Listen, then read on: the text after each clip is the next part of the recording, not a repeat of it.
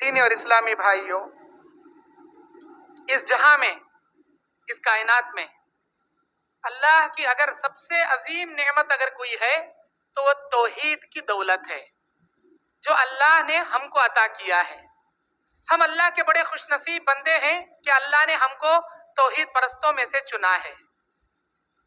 توحید صراط مستقیم کو کہتے ہیں، کتاب و سنت کے راستے پر عمل کرنے کو کہتے ہیں، اپنی زندگی کو اکبر الکبائر کبیرہ گناہوں سے بچاتے ہوئے، شرک و بدعات سے اپنی زندگی اور اپنے ایمان اور عقیدے کو محفوظ رکھتے ہوئے خالص رب رضا کی خاطر کتاب و سنت پر عمل کرنے کا نام توحید ہے۔ اس توحید کے لیے اللہ نے ہم کو چن لیا ہے، یہ اللہ کا بڑا شکر و احسان ہے۔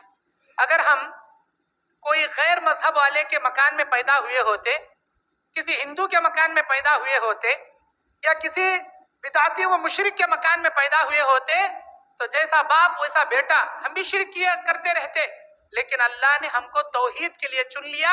یہ اس کائنات کی عظیم نعمت ہے۔ جنت میں جانے والے راستے پر اللہ نے ہم کو لا کر کھڑا دیا۔ میرے بندے، شرک کی دنیا سے میں تجھے بچا کر توحید کے راستے پر کھڑا کرتا ہوں، مجھے راضی کرنے کے لیے نیک اعمال کر کے جنت تک جانا، مجھے خوش کرنا، یہ تیری ذمہ داری ہے۔ میرے دینی اور اسلامی بھائیوں، اس توحید کا ضد شرک ہے۔ توحید یعنی ایک اللہ کو ماننا، ایک اللہ پر ایمان رکھنا، ایک اللہ تبارک و تعالیٰ کے لیے اعمال صالحہ کرنا، وہی اعمال کرنا جو قرآن اور حدیث سے ثابت ہے، ویسا ہی کرنا جیسے نبی اور صحابہ نے کر کے بتایا، اس سے بڑھ کر بھی نہیں، اس سے کم بھی نہیں۔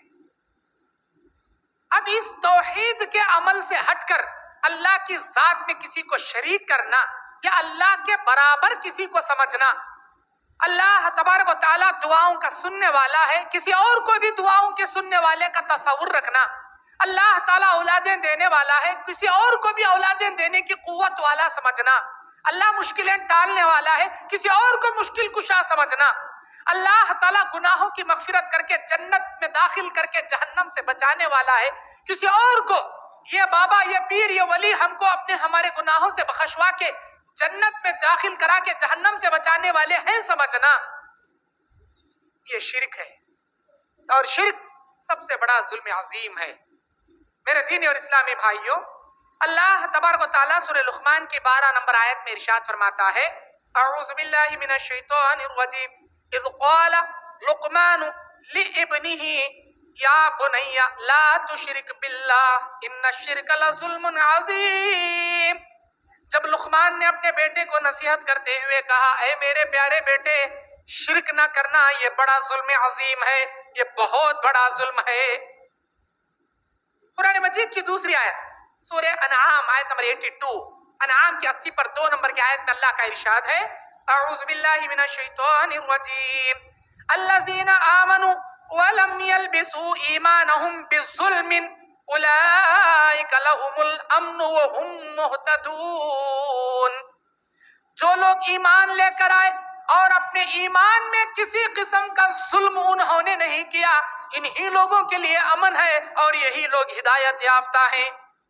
جب یہ آیت نازل ہوئی، صحیح بخاری، صحیح مسلم، صحیح بخاری حدیث نمبر 32، صحیح مسلم حدیث نمبر 124، جب یہ آیت نازل ہوئی، عبداللہ ابن مسعود کہتے ہیں، اے اللہ کے نبی، ہم ایمان کے ساتھ کوئی گناہ کر کے تو ظلم عظیم نہیں کرتے، پھر بھی اللہ تعالیٰ قرآن میں کہتا ہے الذین آمنوا ولم يلبسوا ایمانہم بالظلم، وہ لوگ ایمان لائے اور اپنے ایمان میں ظلم کو داخل نہیں کیا، انہی لوگوں کے لیے امن۔ اے اللہ کے نبی، ہم کون سا گناہ کر کے ظلم کر رہے ہیں؟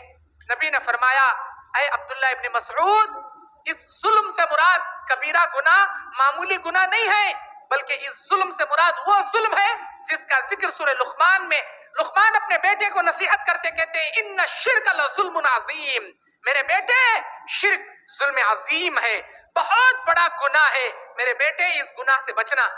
جس ظلم عظیم کا ذکر سورہ لقمان کی 12 نمبر آیت میں لقمان کرتے ہیں اپنے بیٹے کے لیے، جس کا نقل اللہ نے قرآن میں کیا، یہاں ظلم سے مراد وہ ظلم ہے، یعنی جو لوگ ایمان لائے اور اپنی زندگی میں کسی قسم کا شرک انہوں نے نہیں کیا، انہی لوگوں کے لیے امن ہے اور یہی لوگ ہدایت یافتہ ہیں۔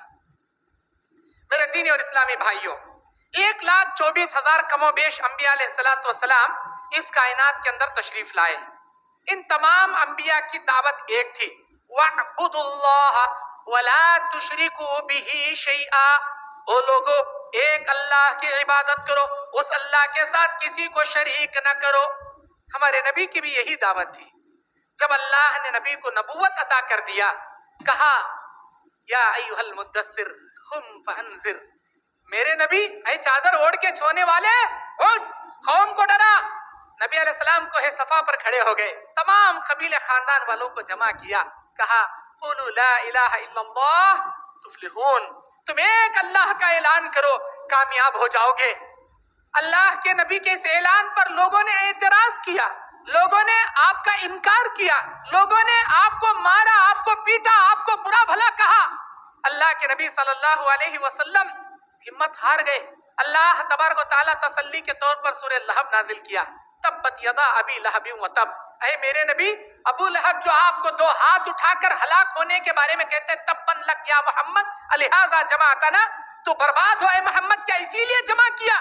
اے میرے نبی تم برباد نہیں ہوگے، تبت یدا ابی لہب، ابی لہب کے دونوں ہاتھ برباد ہو جائیں گے، وہ بھڑکتی ہوئی انگار میں جائے گا، آپ کو ہمت ہارنے کی ضرورت نہیں.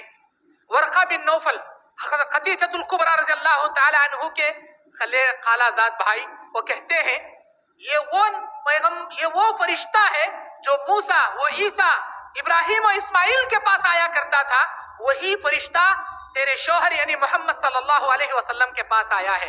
اے نبی تیار ہو جائیے، اللہ نے آپ کو نبوت کا بوجھ عطا آپ پر ڈالا ہے. قوم آپ کو بہت ستائے گی، وطن سے جلا وطن کر دے گی، صبر کرنا، جب تک میں زندہ رہوں گا آپ کا ساتھ دوں گا. اللہ نے آپ کو نبی بنایا ہے. میرے دینی اور اسلامی بھائیوں، ہر نبی کی ایک ہی دعوت، وَاعْبُدُوا اللَّهَ وَلَا تُشْرِكُوا بِهِ شَيْئًا، ایک اللہ کی عبادت کرے، اس اللہ کے ساتھ کسی کو شریک نہ کرے. حضرت ابو بکر صدیق رضی اللہ تعالیٰ عنہ حدیث کے راوی ہیں، بخاری مسلم کی روایت ہے، بخاری 5976 نمبر حدیث اور مسلم میں 87 نمبر حدیث. اللہ کے نبی فرماتے، اے میرے صحابہ، کیا میں تمہیں کبیرہ گناہوں کے بارے میں نہ بتاؤں؟ بہت بڑے گناہ کے بارے میں کیا نہ بتاؤں؟ اے اللہ کے نبی ضرور بتائیے.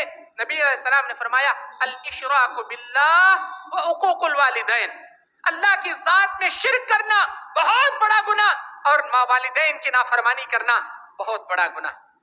اور ایک جگہ بخاری مسلم کی حدیث میں نبی علیہ السلام فرماتے اجتنبوا 7 موبقات، تم 7 ہلاک کرنے والی چیزوں سے بچو، 7 برباد کرنے والی چیزوں سے بچو. اس میں سے نمبر 1 الاشراک باللہ، اللہ کی ذات میں شرک کرنا. الشرک باللہ، اللہ کے ذات میں شرک کرنا برباد کرنے والے گناہ ہیں، یہ ہلاک کرنے والے گناہ ہیں، یہ ظلم عظیم ہے، یہ بہت بڑا گناہ ہے. یہ ٹاپک آج راجکوٹ کے محمدی مسجد میں آپ لوگوں کے سامنے کیوں رکھا گیا ہے؟ مجھے معلوم ہے آپ میرے توحید پرست بھائی ہیں، آپ شرک کرنے والے نہیں ہیں، آپ بڑے توحید پرست بھائی ہیں، لیکن ہم میں سے ہر آدمی داعی ہے. داعی دین کا ہر شخص داعی ہے، امت کا ہر آدمی داعی ہے، ہر مرد داعی ہے، ہر عورت داعی ہے، ہر بچہ داعی ہے، ہر بوڑھا داعی ہے. آپ یہ تمام باتیں سنیں، سیکھیں، جا کر اپنے رشتہ داروں کو سکھائیں، اپنے اڑوس پڑوسوں میں دعوت کا کام کریں. اگر آپ کے دعوت کے ذریعے ایک آدمی بھی ہدایت پر آ جائے، آپ کے لیے سرخ اونٹوں سے بہتر والی بات ہوگی، جو عیسیٰ کے نبی علیہ السلام نے حضرت علی رضی اللہ تعالیٰ عنہ سے فرمایا تھا، لو ہدانا رجلا واحدا منکم لخیر من حمر النعم، سرخ اونٹوں سے بہتر والی بات. آپ داعی ہیں، آپ یہ شرک کی باتیں، یہ ٹاپک سنیے، اس کے پوائنٹ نوٹ کیجئے اور جا کر اپنے اڑوس پڑوسوں میں کام کیجئے، اپنے رشتہ داروں میں کام کیجئے، ورنہ قیامت کے دن آپ کا اڑوس، آپ کا پڑوس، آپ کا رشتہ دار، آپ کے ساتھ بزنس پارٹنر آپ کا دامن پکڑ کے اللہ کے دربار میں کہے گا الہی میرے ساتھ اٹھتا تھا، بیٹھتا تھا، تجارت کرتا تھا، میرے مکان کے بازو رہتا تھا، زندگی میں کبھی اس نے وحدہ لا شریک ایک اللہ کے بارے میں نہیں بتایا، اگر بتاتا تو میں بھی جنت میں جاتا، میں بھی توحید پرست ہوتا، میں بھی شرک جیسے ظلم عظیم سے بچتا. پوچھ اسے کیا زندگی میں کبھی اس نے دعوت کا کام کیا؟ میرے بھائیو، العلماء ورثۃ الانبیاء، علماء ضرور انبیاء کے وارث ہیں، ہمارا حق ہے دعوت کرنا، لیکن یہ مت سمجھنا آپ اس ذمہ داری سے بری ہیں. آپ بھی داعی ہیں، آپ کی ذمہ داری ہے آپ کے اڑوس پڑوسوں کو دعوت دینا، آپ کے رشتہ داروں کو دعوت دینا. اسی لیے میری ہر باتیں بغور سنے، اپنی استطاعت کے مطابق جا کر اپنے لوگوں میں شرک سے بچانے کا، توحید کا کام کرے. اللہ تبارک و تعالی ارشاد فرماتا ہے سورہ نساء آیت نمبر 116 میں، شرک ایک ایسا گناہ ہے جو اللہ کے پاس ناقابل معافی جرم ہے، کبھی اس کی معافی نہیں ہے، کبھی اس کی مغفرت نہیں ہے. شرک کرنے والا ہمیشہ جہنم. اللہ کا ارشاد، اعوذ باللہ من الشیطان الرجیم، ان اللہ لا یغفر ان یشرک بہ ویغفر ما دون ذلک لمن یشاء ومن یشرک باللہ فقد ضل ضلالا بعیدا. بے شک وہ پروردگار ہر گناہ کو چاہے معاف کر دے لیکن شرک کو معاف نہیں کرے گا. جو انسان شرک کرے گا وہ بڑی دور کی گمراہی میں جا کر پڑے گا. اللہ شرک کو معاف نہیں کرے گا. حدیث قدسی سنیے، جامع ترمذی کی حدیث، انس بن مالک حدیث کے راوی، صحیح درجے کی حدیث. اللہ کے نبی بیان فرماتے، قال اللہ عز وجل، اللہ تعالیٰ کہتا ہے، یا ابن آدم، او آدم کے بیٹے، انك ما دعوتني ورجوتني قد غفرت لك على ما كان منك ولا ابالي. او میرے بندے، اے آدم کے بیٹے، تو جب کبھی مجھے پکار، میرے سامنے دست اپنے ہاتھوں کو پھیلائے ہوئے مجھ سے مانگنا شروع کر، مجھ سے توبہ و استغفار کرنا شروع کر، اے میرے بندے میں تجھے معاف کر دوں گا. اے میرے بندے، میں یہ بھی نہیں سوچوں گا کہ تجھے کیوں معاف کر دیا. اے میرے بندے، میں تجھے معاف کر دوں گا اگر تو مجھ پر بھروسہ رکھ کر دعا کرے. پھر اللہ اسی حدیث میں کہتا ہے، وَيَا ابن آدم، او آدم کے بیٹے، لو بلغت ذنوبک عنان السماء، اگر تیرے گناہ زمین پر رکھتے جائیں، ایک پر ایک جماتے جائیں، زمین سے لے کر آسمان کو چھونے کے برابر بھی تیرے گناہ ہو جائے، ثم استغفرتنی، اس کے بعد بھی اگر تو مجھ سے مغفرت طلب کرے گا، لغفرت لک، میں تب بھی تجھے معاف کر دوں گا، میں تب بھی تجھے معاف کر دوں گا. پھر اسی حدیث میں اللہ تیسری مرتبہ کہتا ہے، وَيَا ابن آدم، او آدم کے بیٹے، اے میرے بندے، لو اتیتنی بقراب الارض قطایا، اگر تو میرے پاس قیامت کے میدان میں ساری زمین بھر کے گناہ بھی کر کے بھی آ جا، لا اشرک بی شیئا، شرط یہ ہے کہ میری ذات میں کسی کو شریک نہ کیا ہو، لا اتیتک بقرابہا مغفرہ، میں ساری رحمتیں لے کر تجھ سے ملاقات کروں گا. میرے بندے، میری ذات میں کسی کو شریک نہ کرنا، یہ مجھے گوارا نہیں ہے، یہ مجھے گوارا نہیں ہے.